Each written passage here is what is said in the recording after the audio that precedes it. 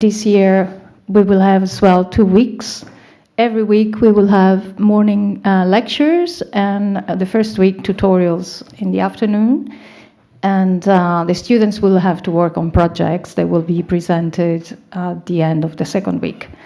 In the meantime, there will be also time for fun. There will be some social activities at the beach and dinners. You will all, I think you have the program with you, so if you have any questions regarding the program, please ask me or send an email to bcbt.info.bcbt@upf.edu. Well, saying that, I leave the word to the microphone to Paul. Really? Yeah, unless people have questions. Yeah, no, that's why I said I don't want to bore people with my slides. It's about the BCBT organization, so maybe we... But don't you want to at least give people the dates for when we have the beach party? It's in the program. Okay. Okay, here. But we can test.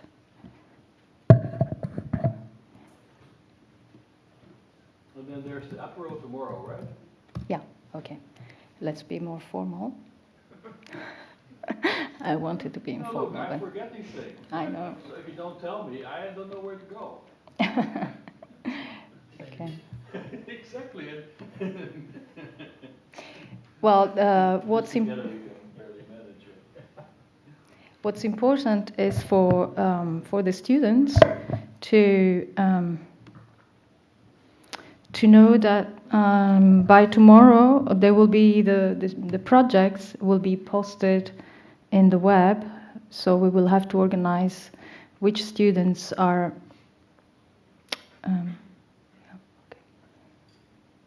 doing which projects.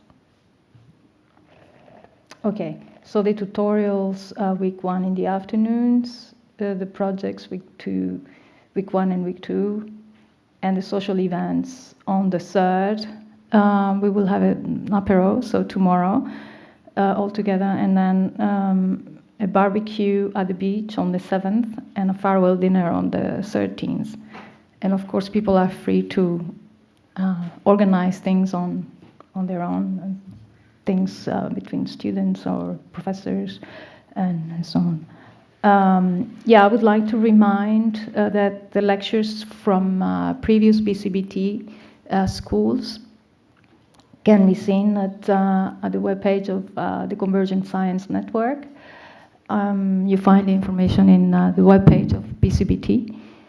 And then please, you're welcome also to take a look at the CSN podcast, which are interviews by Paul Verschure and Tony Prescott to the BCBT speakers.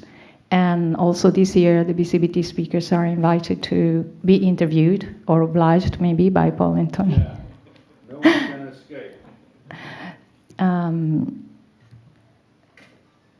Then yes, well, you have seen the campus. If you want to find your way to the cafeteria, just go up to the square and... No, you can go straight from here, right? Or straight from here. Lunch will be near the cafeteria, and it's a buffet lunch for everybody every day after the lecture is finished. After the second lecture is finished. For the moment, you're supposed to have the Wi-Fi information in the program. So if you want to be connected, please, if you have problems, just let me know or let Mireia know. And if more information is required, we can perhaps start. Some people will come later, some people will come next week. But for the moment, I think we can start with Paul. Yeah. Where's the welcome party? It's at the Silken. It's in diagonal, but the information is in the program. Let me see if I have it. I don't have it here, but it's very easy to find. So it's in the main diagonal. Diagonal Mar, and it's if you walk towards the Glorious, towards the tower, is the last hotel on the left-hand side. It's called Silken or Hotel Diagonal, as some of you know it, some of you. We'll show you a little map tomorrow. Yeah. Before tomorrow, we will do a more formal introduction about the apero. Okay. Do you need this? Well, these batteries are dead. Okay. Anyway. You have this, Paul? Huh? You have this. Okay. You have this. AAA. I need two AAA batteries. Anna, could you ask to get us some AAA batteries?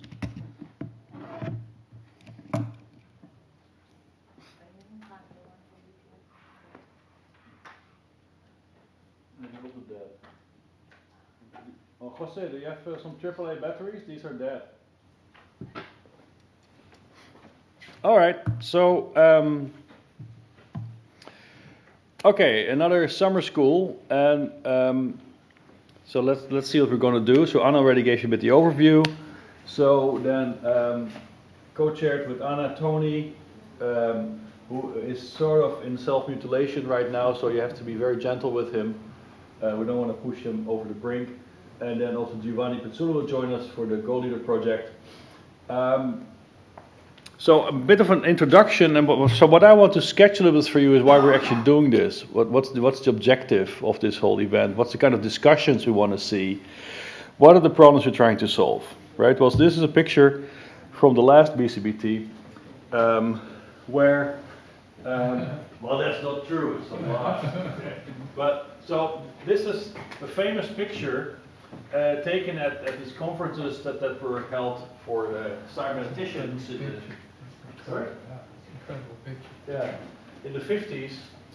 And they had a series of conferences. You have to put the microphone, otherwise you're not recorded. Really? Yeah. Okay, but I need my batteries. Yeah, they're fine. Otherwise I go on strike. So why this is an amazing picture is that here we have Ashby, the psychiatrist, with McCulloch, who's a physiologist, with Greywalter, who's also a physiologist, and Norbert Wiener, a mathematician. And after the Second World War, these guys had a vision and an ambition that I think was really amazing.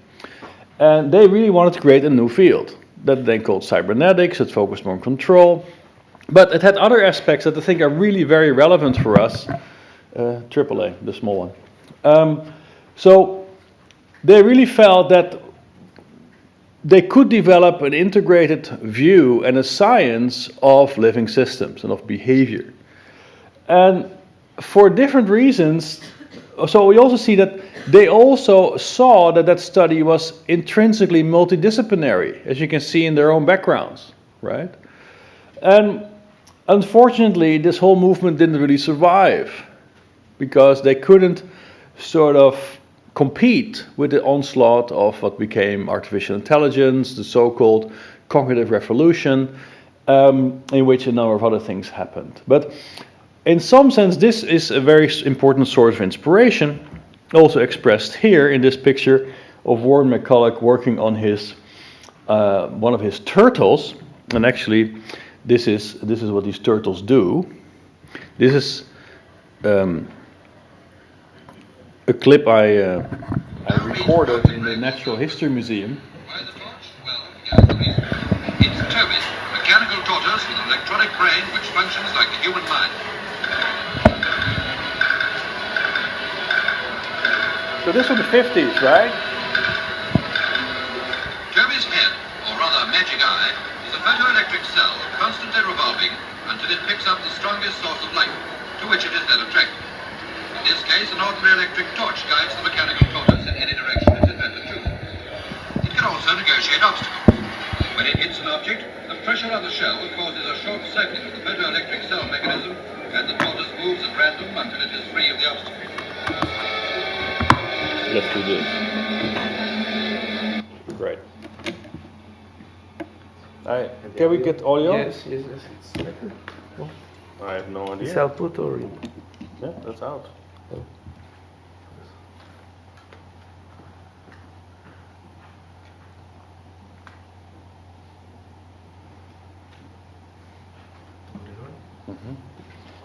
All right, so then here's part 2. Can we get the sound up? We got 3 people having to fight over turning one button. We need audio.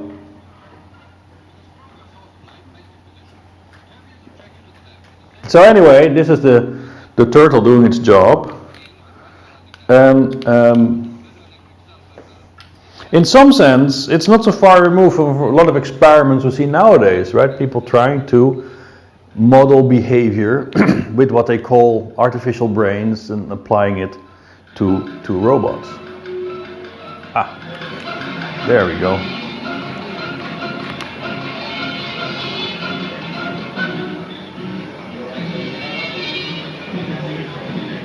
A small syringe is being used to inflate the tires. And with its shell removed, the inner workings of the complicated mechanism of Dr. Walter's brainchild and the immediate effect of light on the magic eye can be seen.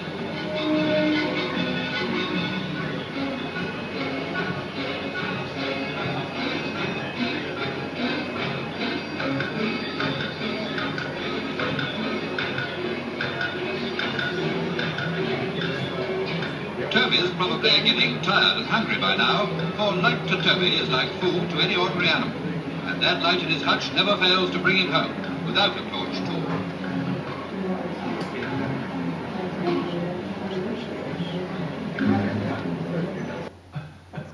So what's also amazing about the experiment with Gray Walters is that he had this rotating photo cell, and it related to his ideas about oscillatory dynamics of the brain and how this was relevant for information processing. Right? As a physiologist, he did a lot of work on EEG, on brain dynamics. He had this idea that oscillations are like a key feature of information processing in the brain that he also translated to this turtle. So, but it's with the spirit of what we're interested in, and in some sense, a lot of work you see nowadays is not so far removed from what we saw here, like building a forging kind of artifact that we say is a model of nature. Okay, so now let's go.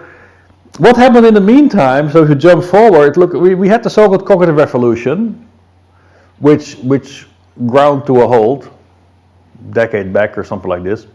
Then we had artificial intelligence, which also was not a big success, as we all know. Then we had artificial life, connectionism, new AI, behavior, but a lot of metaphor, hype, and illusions. And if we now go back to the original question the cyberneticians posed, which is how does the brain control behavior, we cannot say we made a hell of a lot of progress. Right? So in some sense also this core paradigm, the core approach seems to elude us. We have to still take some very basic hurdles to make progress in this domain as far as I can tell. And that's really what the Convergent Science Network is about, and also what this whole workshop is about, the summer school. But then science discovered the brain. Okay, this was, I think, if you want, an important step in this whole trajectory of the cognitive revolution through connectionism and so on. I mean, connectionism was still dealing with a very metaphorical brain, a brain in a can, although pork brains are not that popular, and also they have a lot of cholesterol, as you can see. So, but the brain, initially more like a metaphor of connectionism, but the brain, I think, became more and more center stage, where we also started to say, like, okay, maybe we should try to, in some reverse engineer brains, right? Try to understand operating principles of brains and capture these for our technologies, and also build these design principles of brains in technology as models of brains. So in that sense, I think in some way we came back to this original aspiration of the cyberneticians, but now we have different technologies, right? It's a bit easier than if you look at the kind of work Gray Walter had to go through to build the turtle. It's way more complex and demanding than how we can do it today. You can just go to a toy store and buy a Lego Mindstorms kit and build your turtle. Okay, so for us it's much easier to build, so the technologies are there, but the conceptual advance is still lagging behind. And this is where we have to, this is very much where we want to contribute with a school of this kind. So now that I've discovered the brain in a can, we can start to see that we can link a more scientific study of brains and biology to the creation of artifacts. But if we do that, we cannot disconnect that brain from biology. It means we are entering now, with our modeling effort, the domain of biology, right? And there, that means we have to also adhere to its principles, which is that biological phenomena are the products of evolution. And not necessarily a metaphorical evolution as we saw it in genetic algorithms, right, where we do some sort of constrained random search and we say, oh, that's just like evolution. Well, it's not, right? But when things look equally complex, they're not the same. They're just both not understood. So we have to be very careful with that. So here we have a nice, this is Sietz's model of evolution. And in evolution about 500 million years ago, we had the famous Cambrian explosion, where if you want, fundamental design principles of bodies and brains were laid down. And also, actually, Stan Grillner will be talking about that tomorrow. Stan, who has been studying the lamprey for many years, will make the point that the lamprey brain is really expressing one of the prototype brains of vertebrates as it was invented here during the Cambrian explosion. So that means brains have design principles, and also in some sense Leah will be talking about this in my mind. From an anatomical perspective, what are these design principles of brains, right? From an anatomical perspective, how they're wired, how they're structured. And every brain that has ever existed, you could argue, is based on a very strongly overlapping set of these design principles. So this is really very much in our question. What are these design principles of these brains? And when we look at them, we should keep in mind, and this is often, of course, a question that certainly the cognitive revolution muddied the waters on this topic a lot, where there was this sort of presumed strong distinction between, let's say, human brains, or especially human minds, because brains were considered less relevant, and animal minds, because human minds might have language and animal minds do not, and that's why there's a dichotomy between the two, a strong distinction, a chasm that we cannot cross. But from a biological perspective, that's not so obvious, right? It looks like you have shared design principles, and something like language might be, let's say, opportunistically exploiting organizational principles of brains you might find back not only in songbirds, but also in rodents, okay? So, in this perspective, but now taking the brain or putting biology more center stage and trying to understand mind, we also start to play a different game, right? We have to look at these common principles so a comparative view becomes much more important to us.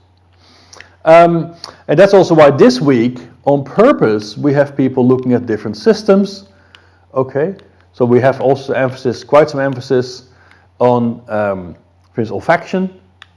Bill Hansen will be talking about olfaction, or Peter Mombaerts will be talking about olfaction from a perspective of development.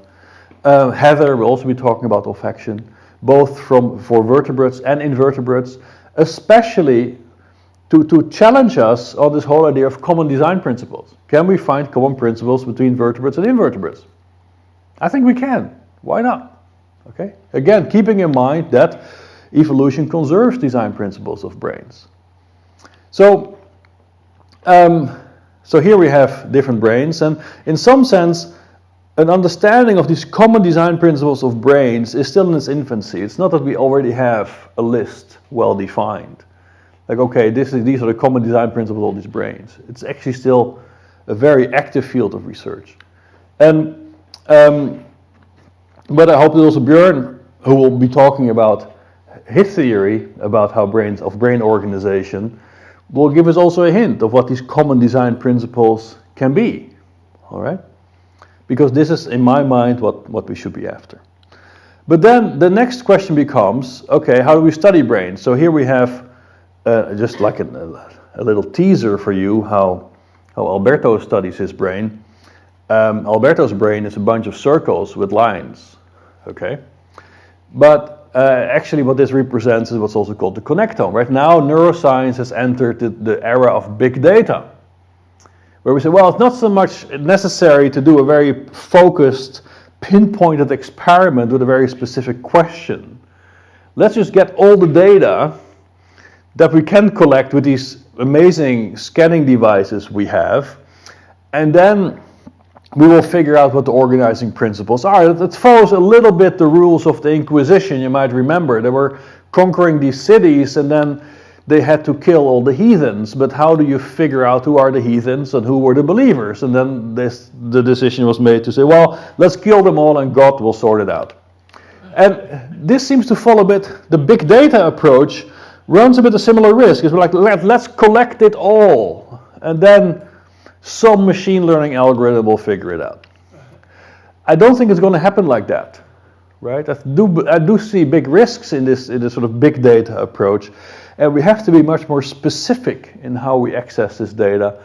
And then these are also the kinds of tools that we try to develop here, and you can also play with that in the coming weeks. I think, Alberto, we're going to have a project around this as well, right? Okay, very good.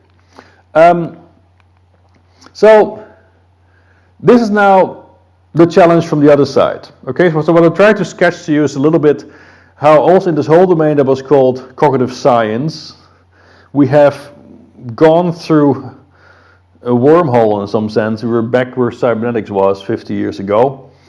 But from a technological perspective, there's a complementary problem. Because we have made little progress understanding mind and brain, I claim. Of course, we have a lot of data, a lot of papers, but in terms of a theory, there's not that tremendous amount of progress. I can give you a simple challenge, right? So we're interested in stroke rehabilitation. Stroke is in some of the most simple deficit of the brain you can imagine. There's just a hole in it. Okay?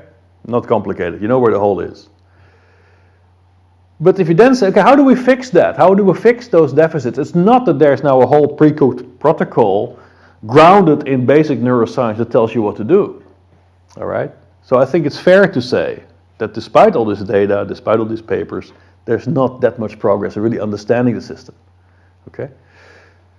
From a technological perspective, we have a similar challenge. You know, we have these dreams of robots in our society since the early 20th century, if not longer. Right? Actually, the oldest design for a humanoid robot is from Persia, from the 13th century. It's a very nice robot. It gives you fruit and flowers, okay? And it can also urinate, strangely enough, but okay. So the technological challenge is also there. All these amazing machines that would make our life fantastic or destroy us, following the Skynet approach of Terminator, they don't exist today. Even though the prophets of this approach are predicting the singularity, right? Like in the middle of this century, machines will take over the world. So what we see is we despite Moore's law, even though I think Moore's law is a bit of a hype because I feel my computer is getting slower and slower, but okay. Despite Moore's law, technology has not advanced equally, right? And so in this domain of convergent science, we want to combine the brain challenge with the technology challenge, because actually, to build those machines that will conquer the world and kill us all, we actually have to understand the brain and capture its design principles. Yeah? So that's our scientific problem. How do we understand this structure that's embedded in these biological systems to build their artificial counterparts? But now there's another aspect to this. Okay, of course you have questions about computation, about actuation, about bodies and brains and so on. And as examples for bodies, we can look at a range of robots that also we have been discussing in the school and in our Living Machine conference, like here, Scratchbot or Shrewbot from Tony. He can tell you all about it. Or here you have a really interesting robot built by the Festo company, a German robotics company. This is also a product that they sell, but that's sort of based on the trunk of the elephant. You might have seen Big Dog and Cheetah and these kinds of running robots and so on.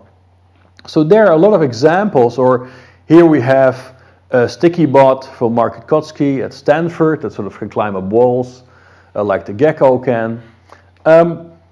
So a lot of work is advancing in building bodies for robots that capture aspects of biological morphologies and body shapes. Now, another interesting implication of this is, and this is work that Rolf Pfeiffer has been advancing a lot, is that actually in doing this, people have stumbled into a really interesting observation, which already is completely counter to the standard engineering view of how we build complex artifacts. Right? In the complex artifact, the controller and the plant, let's say the brain and the body, are often considered very distinct. Right? And you control in a very disconnected way the degrees of freedom of this body.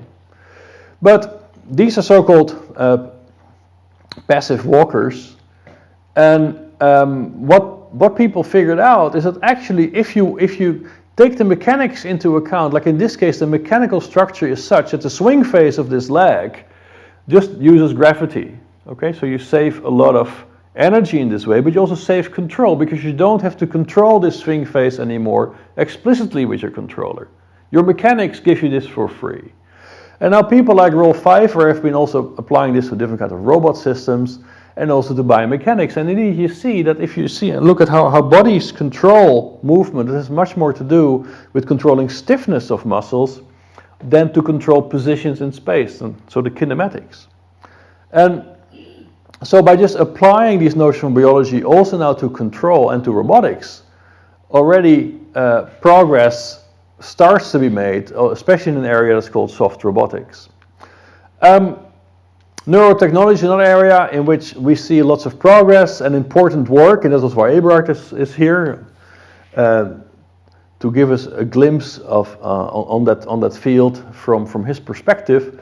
Because we can also start to think about building hybrid systems to study brains or to build new kind of cybernetic solutions.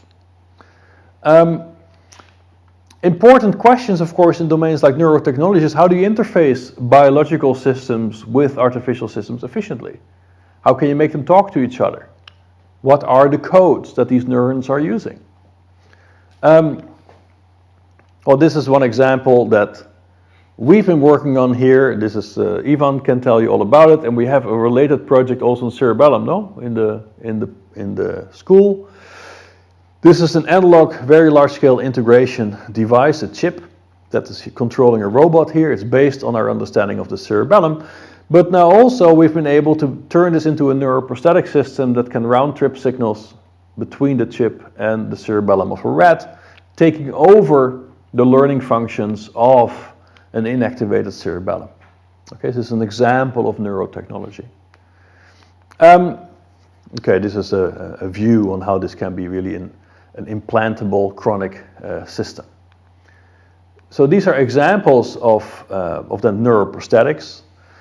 But the key thing here is, and I want to elaborate on that a little bit more later, is that what I would like you to get from this is that this actually starts to sketch a very different view on how we develop technology, right? Because this technology is not just an application, like, oh, here's all this whole completed set of fundamental understanding of a phenomenon, and now we translated that to something very practical, and it works.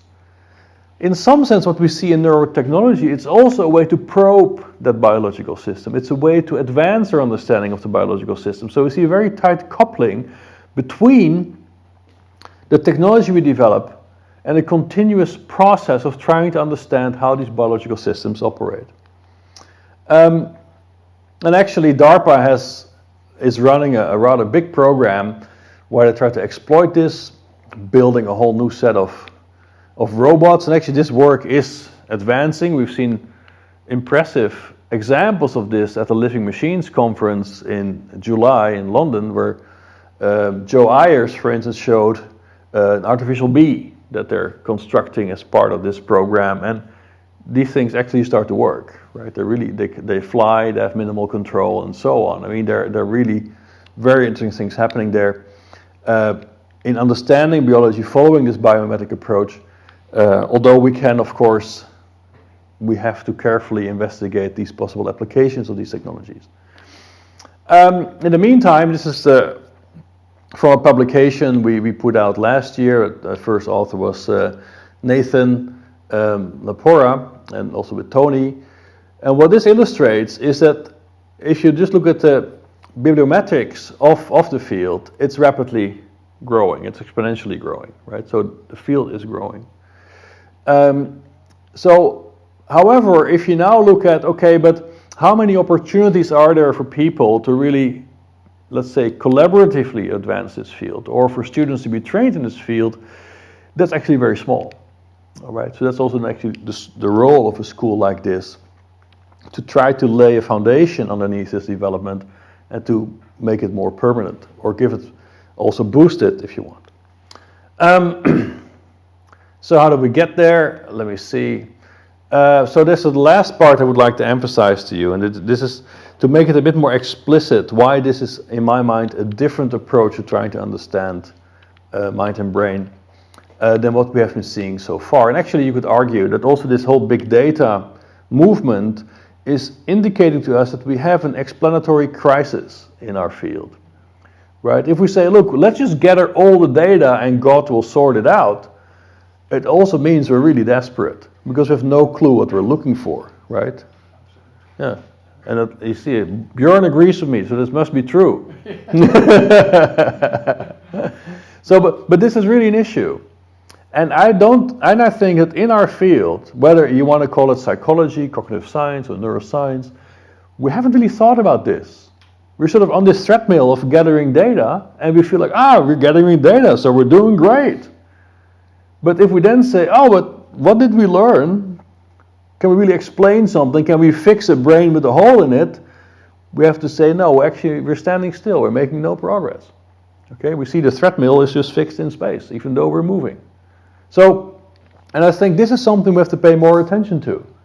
So this is a painting where depicting Aristotle and Socrates and their fundamental debate on how do we explain reality, right? How do we understand nature, right? Where Socrates is pointing to the sun, if you want, because that's the perfect form that is alluding to a hidden reality that is perfect, of which we can only experience an imperfect reflection, emphasizing mathematics and logic, right? Like the perfect circle is a mathematical object that doesn't exist in reality, but it has priority over what exists in reality. While Aristotle is sort of pointing to the earth and saying, look, we should be more focused on what we can observe.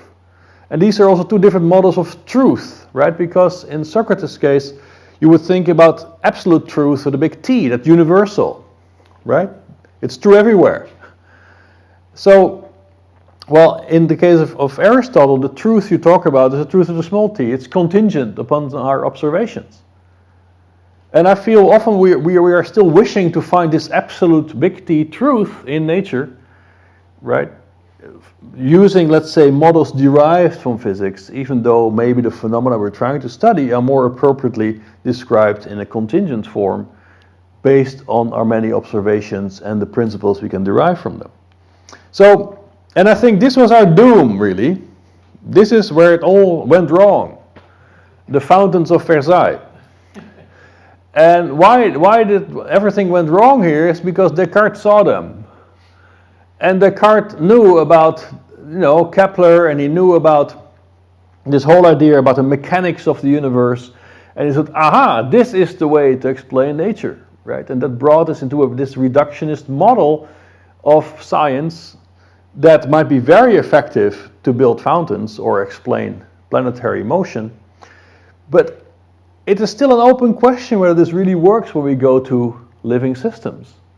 All right? And I think this is where we have to make a more prudent and also a bit more courageous step by saying, well, let's just assume it doesn't work for us. Maybe we do have to try something else. And I'll give an example why we should do that. So a scientific theory has to explain, predict, and control. Okay? And so far in our domain, we are not very successful in doing that. I already gave you earlier the problem of fixing a stroke brain with a hole in it. But now we have alternatives. That's Giambattista Vico, who basically was arguing against this Cartesian model. Right? Vico, as you can see, was a very happy fellow living in Naples. he had a different insight in truth and understanding. He didn't care about truth with a big T, that is absolute and universal. He said, no, look, our truth is contingent upon what we can do, what we can build. Okay? So we can only, he says, the fact and the truth are convertible, are exchangeable. We can understand what we can build. Right? So, a few centuries later, people saw a statement of this kind on the blackboard of Richard Feynman that says, I can only understand what I can build, but it goes back to Vico. Yeah, Feynman, it's not relevant here. So, I think we do have alternative models, and now if we go to the reality of this, they're actually being used in practice. It's just that Watson and Crick didn't know about it. Right, but the theory that Watson and Crick built that explained the structure of DNA was a physical model. They had these guys in the workshop at their university build these plates with connect, and they were just putting these shapes together until they got something that matched the radio diffraction data of Rosalind Franklin. Okay, who really, in a completely unjustified way, was left out of getting credit for this discovery because all the data came from her. And they came up with the interpretation. Actually, it was her supervisor, her director, who was channeling this data to Watson and Crick without her permission. She didn't even know about it, but he was sharing all the data with them, and he did share in the Nobel Prize with Watson and Crick. So, what you see here, though, so forget the sociology here. This is exactly the model of Vico. It's not an equation. It's not a reductionist kind of system where we have reduced the whole structure of DNA to some microscopic description level of atoms and laws of motion. No, they built a model that is analog to that structure. And say, here it is. This is a theory. Now we know the shape. And I think this happened in the 50s, as you know. This is really at the beginning and also a paradigmatic example how explanations in our field will look like, the shape of our explanations. Can I interject something? Sure. I will address this very issue about structure in my tutorial tomorrow. Great. Because it's very much this point you're making just now. Very good. Yeah. Excellent. So Björn will be talking about this tomorrow and make it all clear to you. Okay. Don't promise the land. We'll talk about it. Yeah, right. But so keep Vico in mind. Right? We can understand what we built. The truth and the fact are convertible. Here you see it. No one saw the link. No one saw this as a scientific paradigm, but that's really what it is. Okay? So, now then, what makes these models, let's say, more true than other models? And there, I think, we have a notion of convergent validation. That's what we'll talk about, the convergent science network. Living systems are organized at many different levels of description. Right? Recently, there was a paper which is actually very interesting, how AMPA receptors are clustered, for instance. Right, and that they are clustered so that quantum mechanical effects can be sort of exploited, was the claim. All right, or not, or suppressed. But so you see, considerations at the level of the nano-organization, the atomic structure of these systems might play a role. We don't know where that lower bound is. On the other hand, as societies, humans are able to change the planet. Okay? So that means also this level of organization, we are having an impact, but these impacts feed back on us as well. So that means this is already a very important distinction between physical systems and biological systems. Explaining physical systems, like let's say planetary systems, you can get away with one level of description. For living systems, it doesn't work. For brains, it doesn't work. We have all these levels that are coupled together in complex ways. And for instance, one example, your habits will affect how you perceive the world, whether you like it or not. Your affordance, like Giovanni, who will be here next week, did a study with mountaineers, and he looks at how the affordances these guys see on mountain surfaces compared to novices, to people who don't climb mountains. And you have significant difference. The way these people look at the world is very different. It's affected by the behavioral habits they've evolved. So these levels are coupled.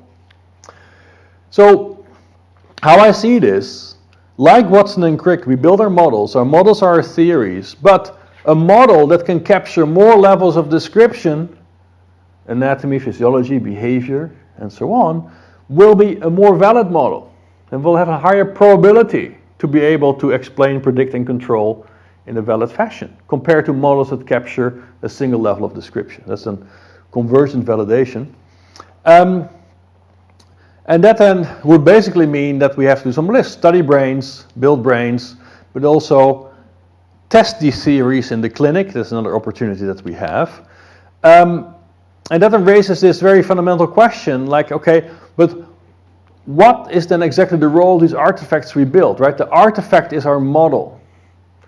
But the artifact is also a robot you can apply. It's also a robot you could send to Mars and say, okay, now go to Mars, build a rocket, and fly back to Earth, for instance. Might be useless exercise, but...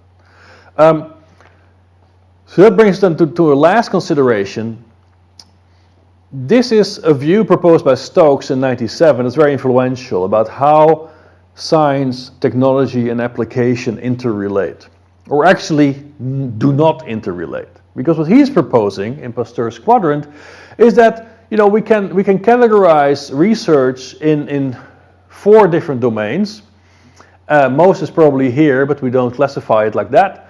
We have pure research, like that's called Bohr. We have pure invention, which might be Edison. And then we have the use-inspired basic research like Pasteur.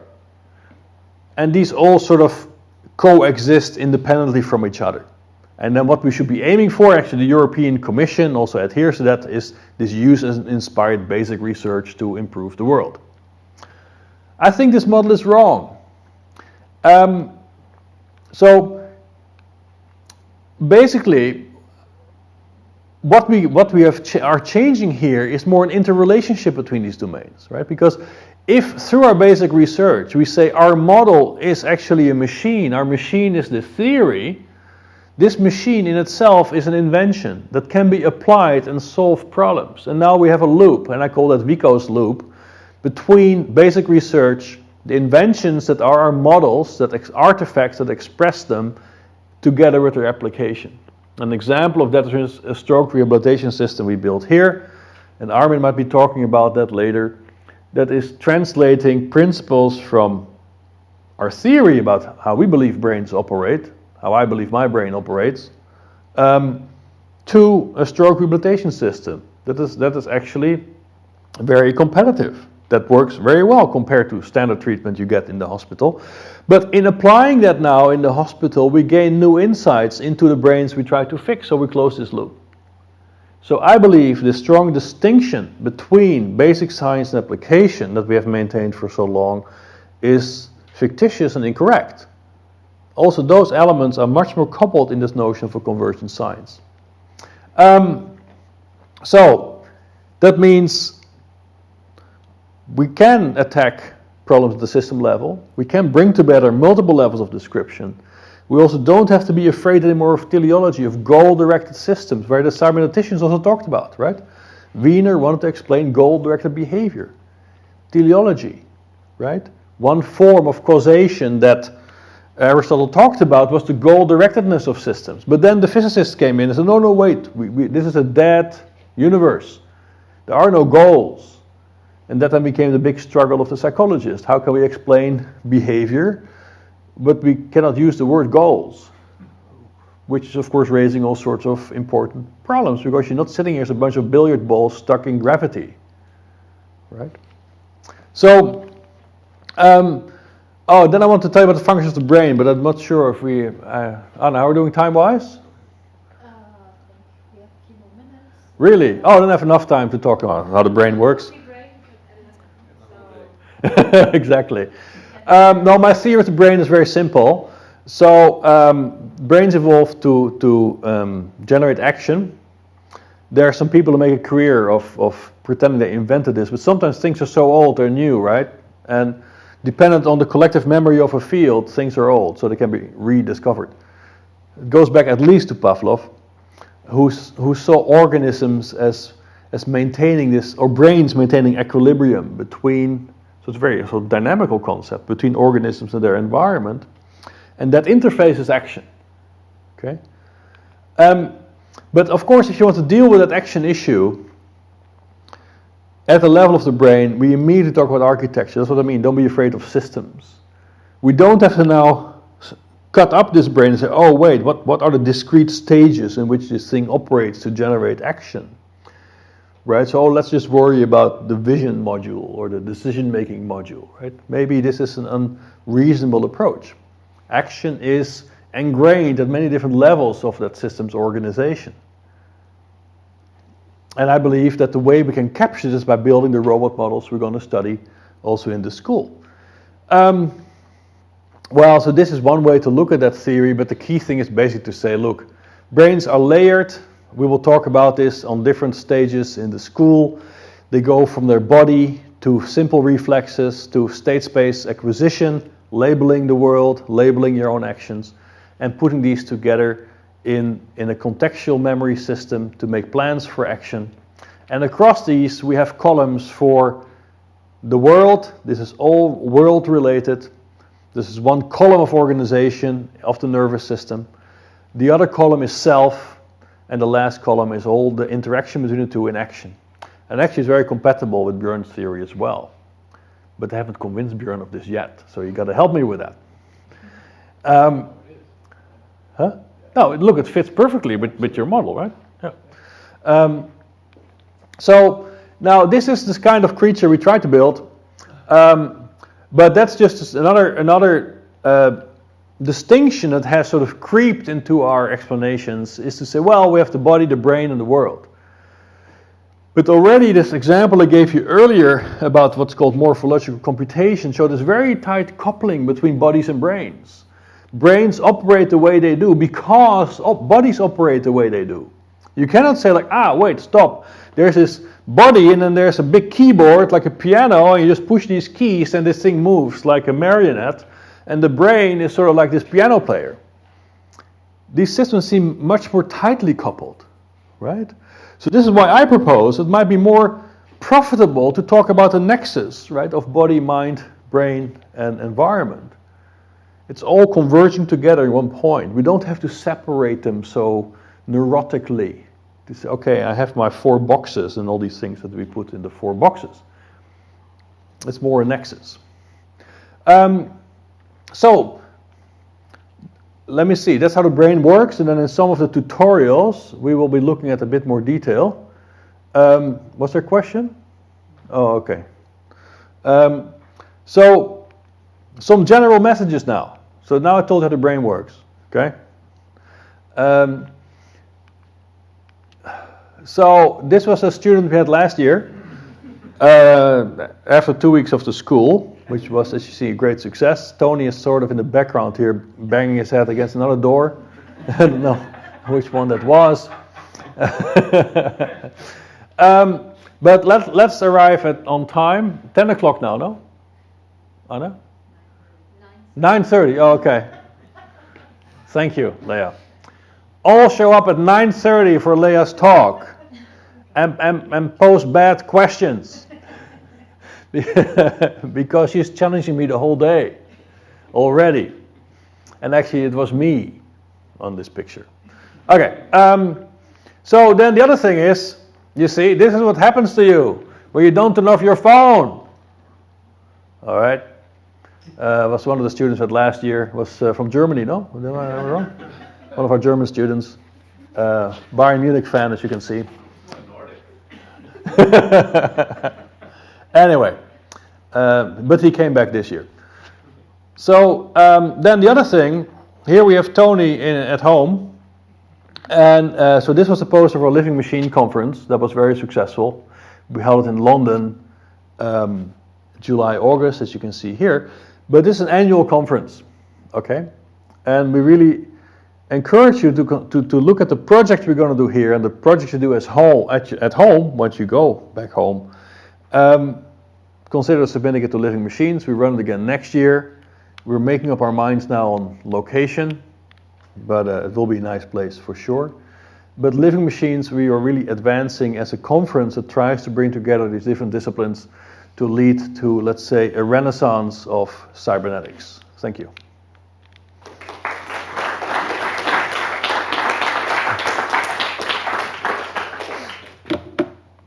Are there any questions?